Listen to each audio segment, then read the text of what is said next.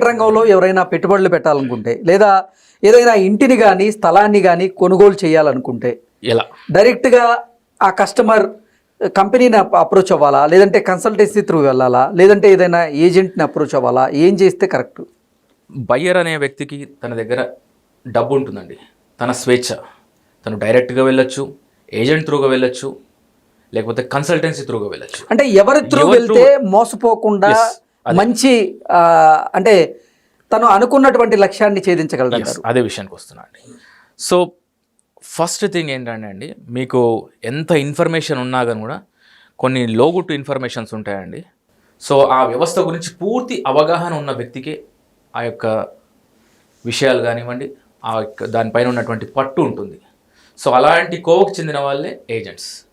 So ఇవాళ agents అనే విషయానికి వచ్చేసరికి ఏమైపోతుందంటే అండి, మనకి ఎప్పుడైతే 2016లో భారతదేశంలో రేరా యాక్ట్ అనేసి వచ్చిన తర్వాత ఏమైపోయిందంటే అండి, రేరా యాక్ట్ ప్రకారంగా ఒక బిల్డర్కి ఎలాగైతే రేరా సర్టిఫికేట్ ఇస్తుందో ఒక ఏజెంట్ కూడా ఒక రేరా సర్టిఫికేట్ అనేది ఇస్తుందండి. సో తద్వారా ఏంటంటే అండి, వీళ్ళు బ్రోకర్స్ కాదండి. మీకు అర్థమయ్యేటట్టు చెప్పాలంటే వీళ్ళు ఎల్ఐసి ఏజెంట్స్ కదా ఎలా ఉంటారో, మీరు ఒక 1 lakh పాలసీ తీసుకున్నారనుకోండి, మీరు డైరెక్ట్ ఆఫీస్కి వెళ్ళేసి officer through LIC officer through తీసుకున్నా కూడా సేమ్ ప్రీమియమే ఉంటుంది, మీరు ఏజెంట్ త్రూ వెళ్ళినా కూడా సేమ్ ప్రీమియం ఉంటుంది. సో ఈ విషయాన్ని నేను మీకు ఇవాళ ఎందుకు ఇంత కూలంకుషంగా చెప్తున్నానంటే అండి, మ్యాక్సిమం ఏంటంటే ఒక కన్ఫ్యూజన్ అనమాట. మనకి ఏజెంట్ త్రూ వెళ్తే ఏజెంట్కి కమిషన్ వెళ్తుందేమో అనే దానిపైన ఈ యొక్క మిస్అండర్స్టాండింగ్ని క్రియేట్ చేసి వాళ్ళు తప్పటడుగులు వేస్తుంటారు ఒక్కొక్కసారి. ఓకే. సో నేను అనేది ఏంటంటే, మీరు డైరెక్ట్గా వెళ్ళొద్దు అని అనట్లేదు నేను అనేది.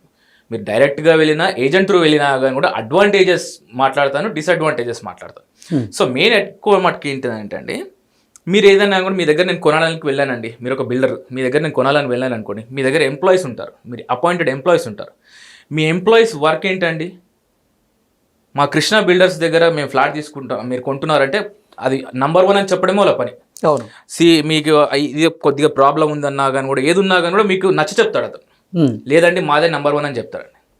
సో అక్కడ ఎంప్లాయర్ వర్క్ స్టైల్ అలా ఉంటుంది. ఆ ఎంప్లాయర్ శాలరీ తీసుకుంటున్నాడు కాబట్టి ఖచ్చితంగా ఆ బిల్డర్ గురించే మాట్లాడాల్సి వస్తుంది. కానీ when it comes to agent అనే వ్యక్తి బయాస్ కూడా ఉంటాడండి. ఎందుకంటే అతను కరెక్ట్గా ఆ ప్రాపర్టీ గురించి మంచి చెప్తాడు, చెడు చెప్తాడు. అతను 4-5 ప్రాపర్టీస్ విషయాలలో డీల్ చేస్తాడు.